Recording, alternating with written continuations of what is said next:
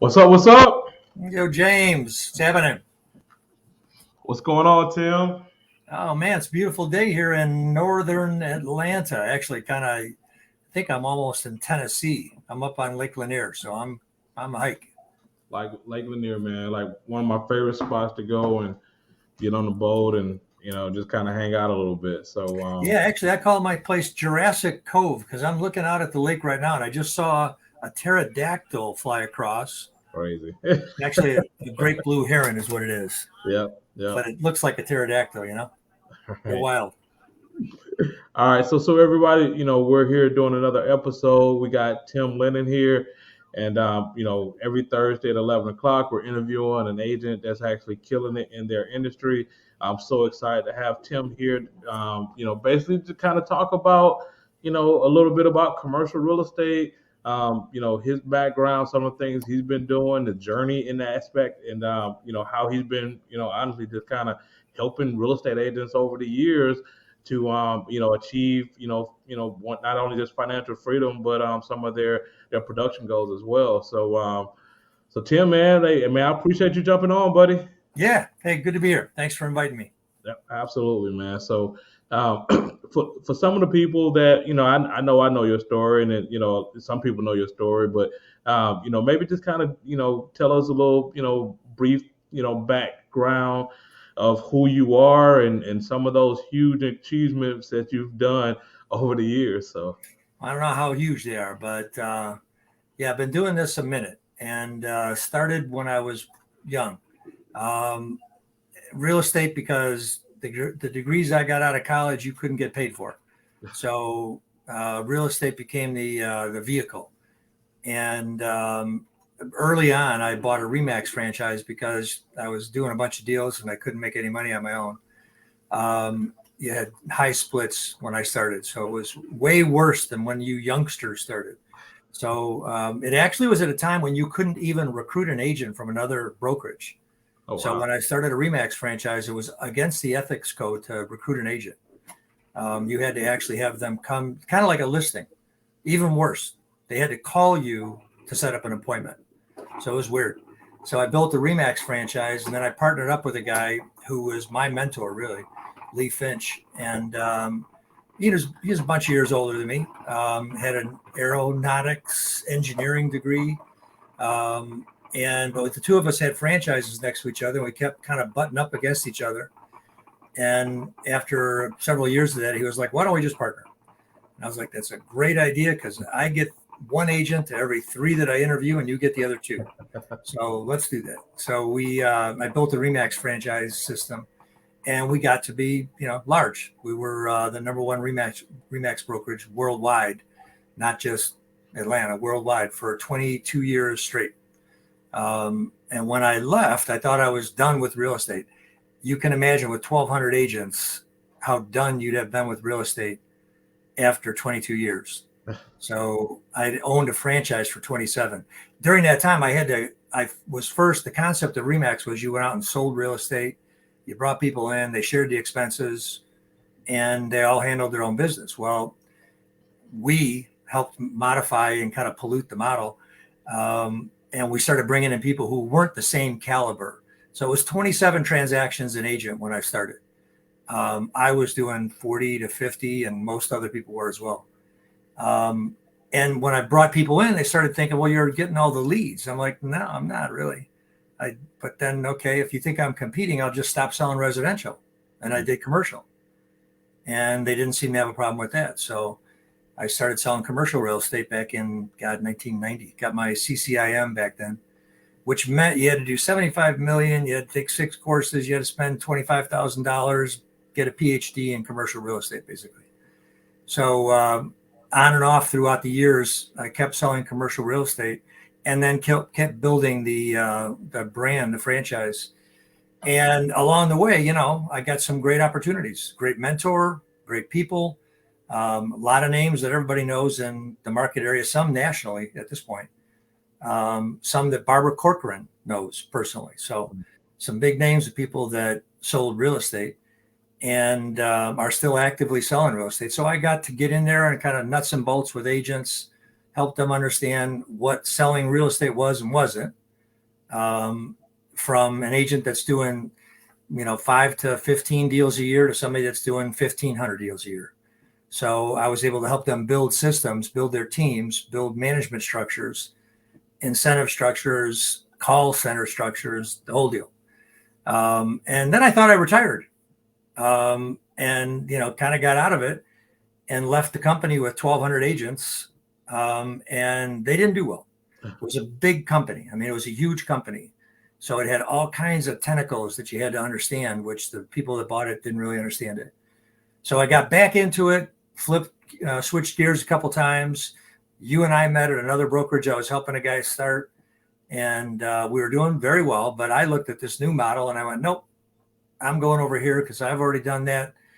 I've spent years in the trenches. I want it a little easier and don't want the liability. So now what I'm doing is helping people get into a business that doesn't require them to have to do everything. And they can still get consulting, coaching, every tool that you need in the model that we're in. And in the commercial arena, which they've just opened up, I'm going to head up a division from a group of people who are trying to launch the commercial piece of it. And to be perfectly honest, it's only a year old for the company itself. So there's some rough spots that they're going through, but they're figuring it out. And it's like the analogy is it's changing a plane while you're flying, or changing the wing while you're flying a plane. And it's moving so fast that it's understandable. And I've been through that, having built Remax that way. So when I joined Remax, there were 3,000 agents worldwide. 3,000. Wow. Worldwide. So it was a new concept. And when I joined this brokerage I'm with now, it had just under 4,000.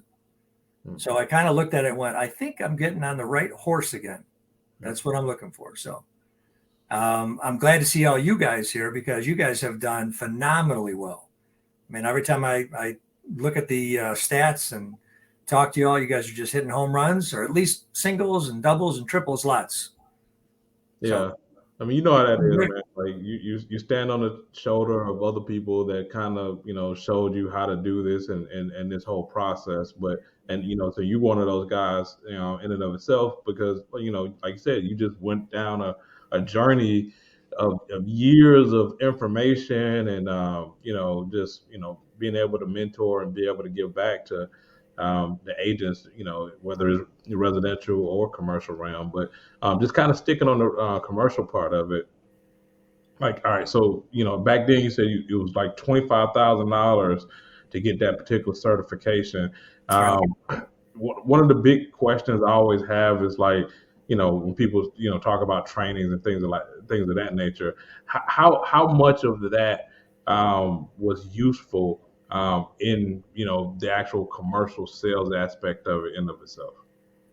So there are several different commercial kind of specialty fields, right? There's the shopping center has one, land has one, industrial has one.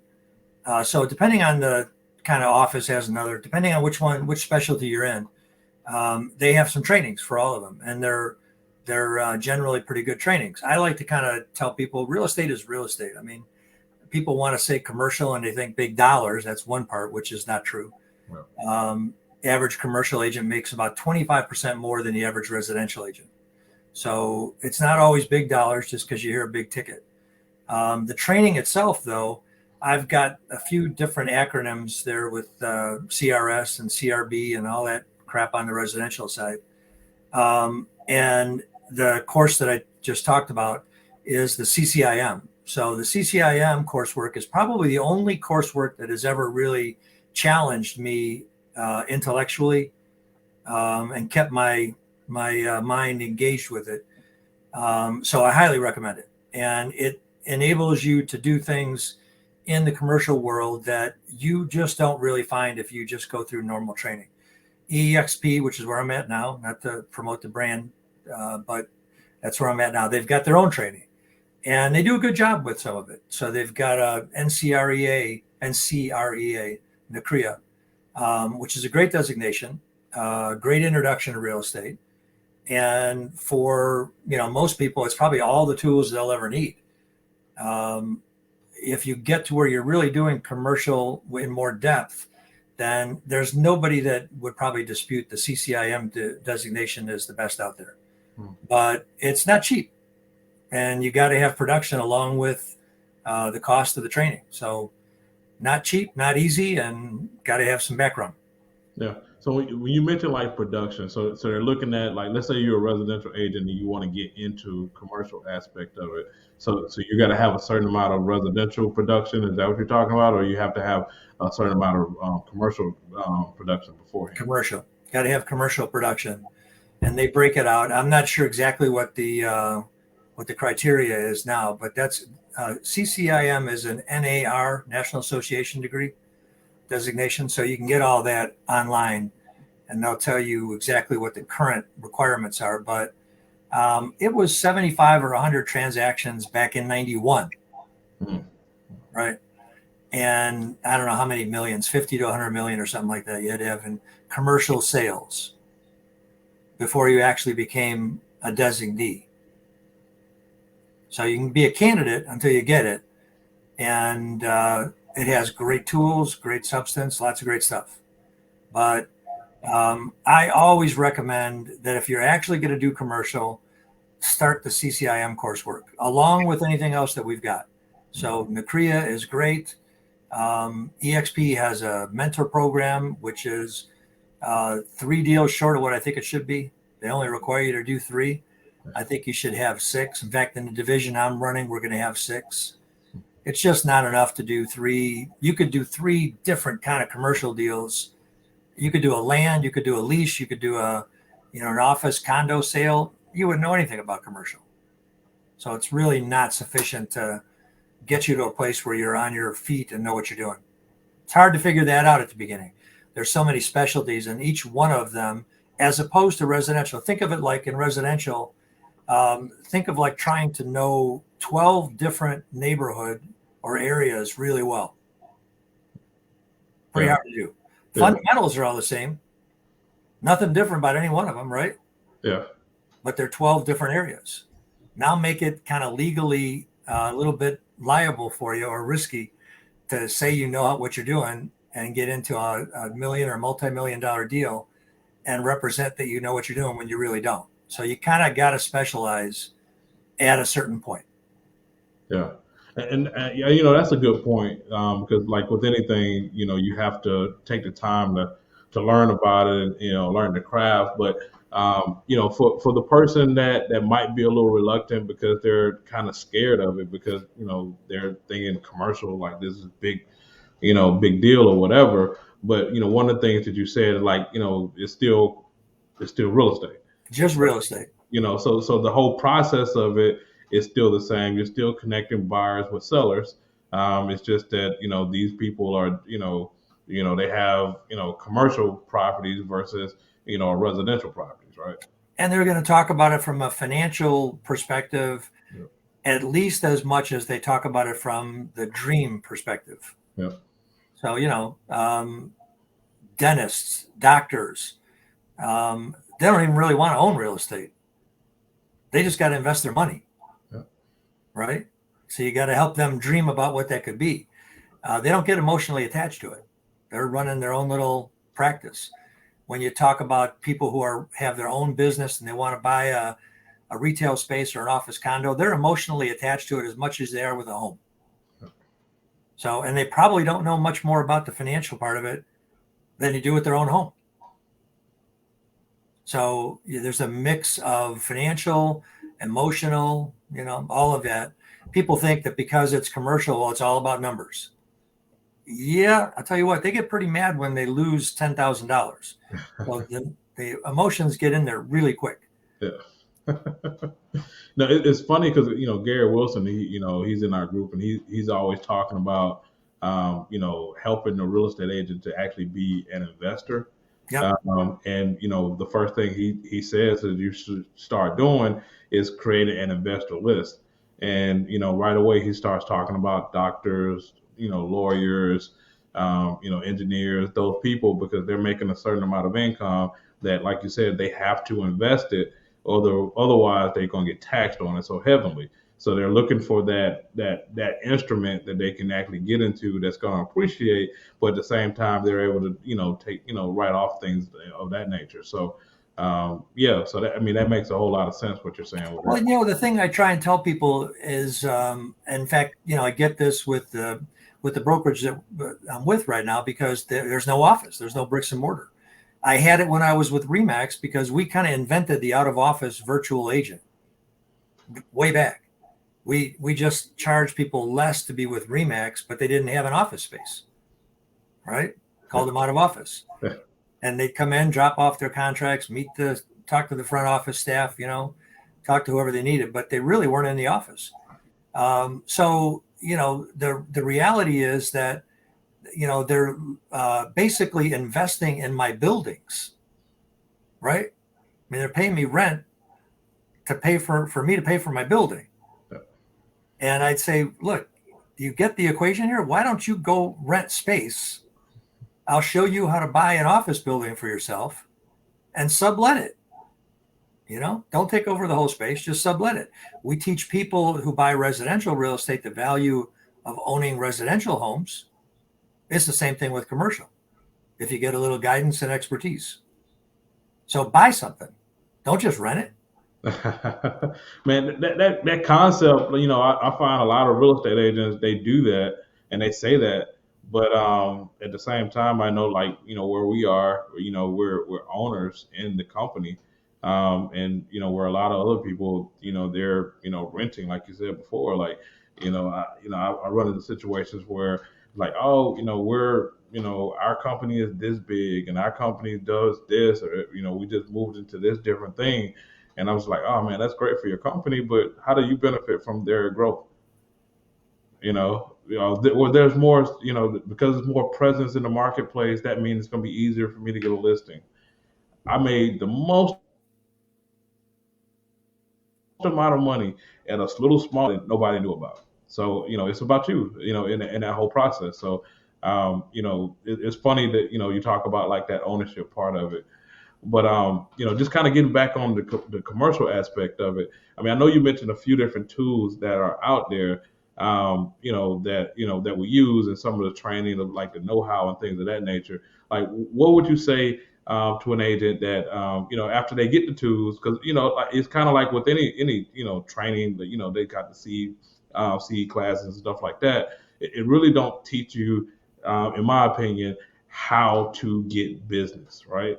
And that was always my big thing. Is like, all right, so now I know how to write a contract. Now I know how to, do an amendment. Now I know how to put this, listing in and all this other stuff. But I know about these ethic laws. But if you don't have a deal, then none of that stuff matters. So what suggestions would you have for a person that is getting into that commercial realm, and they're really needing to go ahead and get more business or get business selling, commercial real estate? Well, I'd like to tell you that it's just some kind of mystery, and that it is this black box that only commercial real estate agents know. But I'll tell you this: I've talked with and interviewed at the big brokerages that you can think of, the CBREs, the NAIs, the Cushman Wakefields, the SVNs, you name them, right? Any big brokerage out there. There's what you call a senior partner generally, and the junior partner, or a partner and intern, however you want to phrase it. And the partner is going to be a person like you or me, who knows the business. And the junior partner is going to be the person that you say, go out to this office building, knock on all the doors, meet all the tenants, or try and go to this resource and there's several. So we have CoStar, we have Reonomy, we have Enriched Data. There's half a dozen sources that you can get information about ownership and tenants at properties. Well, bottom line is, if you don't know what you're doing, you got to go out and talk to people and meet people and find out what they're interested in doing. Where are you going to go? To the specialty or the group of people that you're interested in. So if you're in Stone Mountain, you get off at what is the major cross fair coming out of Atlanta? Hugh Howell? Yeah, you are. Right. So you get off of Hugh Howell, there's a few office buildings right there. There's a bunch of industrial. There's a bunch of flex space, right? Yep. So you look for the space that you're interested in trying to learn about. You either do it on your feet, right? Literally knock on the doors, or do it the smart way by using the phone, email, everything from white pages to you finding out who the owners and the tenants are, basically. So Google is your friend. Google Earth. I have actually worked with people that think I have been in their building because I've looked on Google Earth and I go, man, you did a nice job with the furnishings there. It's really kind of updated. When did you do that? They go, wow, you've seen it. Great. It's blah, blah, blah. I go, man, I just looked at Google Earth. Was all I did. And I could zoom into it and see all the photos, see what's going on. I know what's happening. By the way, your neighbor next door, have they moved? Right? Don't ever have to even go there. So there are tools there that if you learn how to use them, most everything is available on the internet. And what you have to do is you have to learn how to use them. But I kind of call that's what the mentor program is about. That's what any good senior partner should be doing, is kind of like the guide for real estate. It's like going into a foreign city. Or I noticed one of your pictures, you were doing a parachute there, right? Did you do a jump? Yeah, I jumped. You did it, and you did a tandem jump, right? Yeah, I did. Right. So when you did the tandem jump, you get the pro who's going to show you what you're going to do, how it's going to feel, right? Yep. How you're going to everything from jumping out to landing, right? Yep. You wouldn't do that on your own. Absolutely not. No, right. It's the same thing with real estate. You need a guide to show you how to do that when you get into the commercial real estate world. And people think it's just real estate. I can figure it out. Well, you literally can, but you better have some great kind of guideposts to be able to show you where you're going. And that's what the programs of mentorship are supposed to be for, our senior partners. So it's all grunt work though. And then it's all relationship. And then it's all sphere of influence, networking. And then it's all about follow-up. So all of those things are exactly the same in commercial as they are in residential. Nothing different. So what you're saying is there's no magic trick to getting to success. I mean, it's the same process. The people that do the work, those are the ones that get it, and the people that don't do the work, then you know the story in that situation. Exactly right, and the same percentages apply. Right. Yeah. So it's like I said, I'd like to tell you it's mystical, and most commercial real estate agents will act like it is. They're amongst the most snobby people that I have ever seen, because they kind of look down their nose when you start talking to them about commercial real estate if you're a residential agent. Yeah. Which is the beauty of EXP. I helped Remax Commercial start, and we had a Remax Commercial division. In fact, we had the guy that taught the commercial training at the Atlanta Board of Realtors for years. He was our commercial head, and he ran our commercial division for Remax Greater Atlanta. So it's just they just think about it differently. And when you talk to them, if you don't approach it the right way, you just don't get the time of day. No. They just don't even talk to you. And they start throwing out language, and you're going, what did that mean? What did that mean? What did that mean? But that's not even just commercial though. I mean, you got residential agents. If you start asking them questions about their business, they start to kind of clam up or kind of get away from you. So I mean, the collaboration part of this, for what we're part of, I mean, it's huge. Not only on the residential, but also the commercial aspect of it. It's just kind of going back to the ownership part of it. Like, you act different when you're an owner versus when you're a renter. That renter in that apartment, or they don't necessarily take care of it, and the same way that they do if you're the owner. If I go out of town and I get a rental car, I mean, I'll just be honest, I might drive that one a little bit faster, than the one. than the one I do at home that I own. I'm just going. Remind us never to rent the condo when James is going to go to the B&B.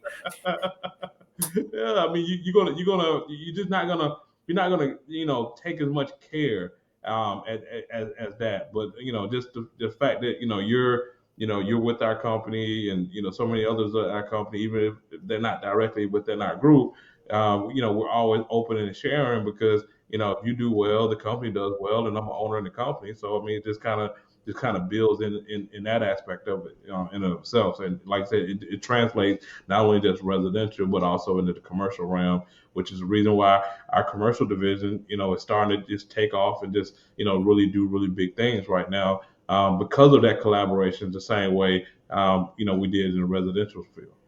Yeah, no, it is. In fact, that is something that the commercial realtors are just going to not quite know what to do with themselves, because, and I remember this from the residential side, and I remember it from being a Remax broker when nobody knew what a Remax was. And we're giving people 100% commission. How do you do that? Right. And, well, you don't get anything for it. Right. Well, commercial agents are kind of in this bubble right now because there's never been any real competition in the commercial arena. So they're used to really low splits. And when we talk about what we're doing with EXP and all the collaboration that they're going to get, most of our EXP agents don't know some of these things, but Yeah. I'll tell you, one of them is what Correct. I mean, when we say low splits, we're talking about, the commission that they're receiving is low. yeah, So, yeah, So, yeah. The commission that they get is low. yeah. Yeah, the commission that you charge is the same. You're going to charge what you're worth, what your value is in the marketplace, and it's going to be competitive, but you're going to charge what you're worth. And if you're worth more, you're going to charge more. Yeah. So, but within that structure, as an agent within a brokerage, they get paid less. And if they're new, they really get a shave. Yeah. Yeah. No, I've talked to commercial agents. They're on like 60-40 splits, with their company, and some even worse than that, just depending on, their situation, and, not to include in the franchise fee and everything else. So, I mean, Right. it's crazy. So when they hear this model of, commercial RAM 80-20, it's like, wait, how do y'all do that? So, Right. like, on a commercial, and you're providing all this other stuff as well. It's a game changer in the industry in of itself. So now, in fairness, though, one of the things that they get, and this is the piece that I'm putting together with this commercial group, with this division, one of the things they do get is they get a little admin support. And that's something the commercial agents have to kind of understand. How am I going to get that admin support? In reality, it's not like it's anything significant for them. It's not like it's a tremendous amount. It's not like somebody runs around does all their work. It's not a personal admin, but it's somebody who knows the commercial real estate world. They've got LOIs, letters of intent. They've got them in a file, right? They've got contracts for different kinds of properties and files. They've got some history, some clauses, some things that people use that they can go pull out. That helps a commercial agent getting on board. And that is what the commercial brokerages overall bring to the table, if they're any good. There's not that many of them that are that good, really. It's kind of a sketchy crew overall. They're pretty much, if you're not with a big brokerage or a fairly significant middle-sized brokerage, you're pretty much on your own. But they do miss that admin support. So that's a piece that I'm putting together as part of the program that the division I'm running, which is going to have support, basic kind of support. And then if you want more, I'll have, we do virtual assistants, right? Yep. So I'll have a half a dozen virtual assistants that my admin person can outsource that to. So if I need a flyer done, my admin's not going to do it. Virtual is going to do it. But she'll be in charge of it. She'll know how. Yeah. One of the things that, the first thing that I noticed with commercial real estate, which is different than residential, because residential, you got this CoOp fee that's normally in the MLS, and you ever see exactly what that is. And if you're representing the buyer on the commercial aspect of it, like every commission is negotiated. It's not, you don't go and, it's not a given that you're going to get that you're going to get whatever percentage. So, you really have to negotiate your commission. And what's happening, in the residential realm now is they're starting to, that is starting to creep into that area as well.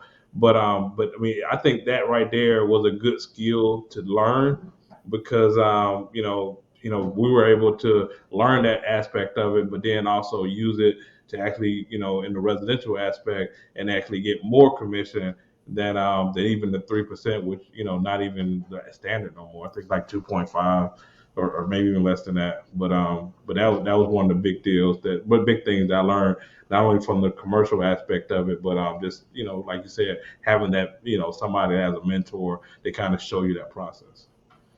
Right, and it's under attack actually right now on the residential side.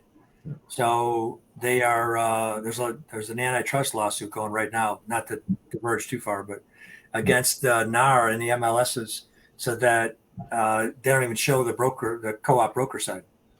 That's what they're trying to sue for. Oh wow! So you'll be on your own, negotiating your own commission. Yep. So you got to learn it. Probably 5 years it'll be for residential. Yeah. You got to learn it.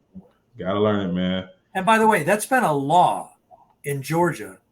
In most of the country, it's been a law since 2000 that you have to have a written agreement about your brokerage commission. Yeah. Your agency agreement. Yeah. Well, look, Tim, man. I greatly appreciate you jumping on and just kind of sharing, your knowledge and information about, not only just the commercial realm, but just the journey in and of itself. Yeah, I can, tell, even when we first met, that you was a student of the industry, and you got to be, that to be successful. So I appreciate you kind of sharing with the group.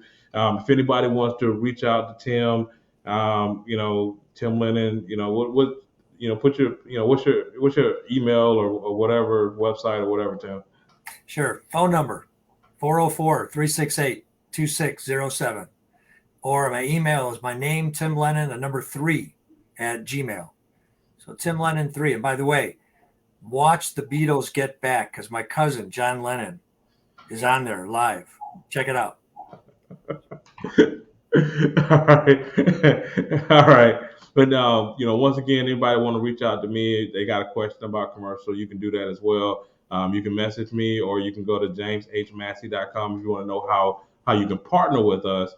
And what that looks like and the process and what we do for all our partners, or you can give me a call as well, 678-858-9910. Once again, we're doing these every Thursday at 11 o'clock, interviewing an agent that's killing it.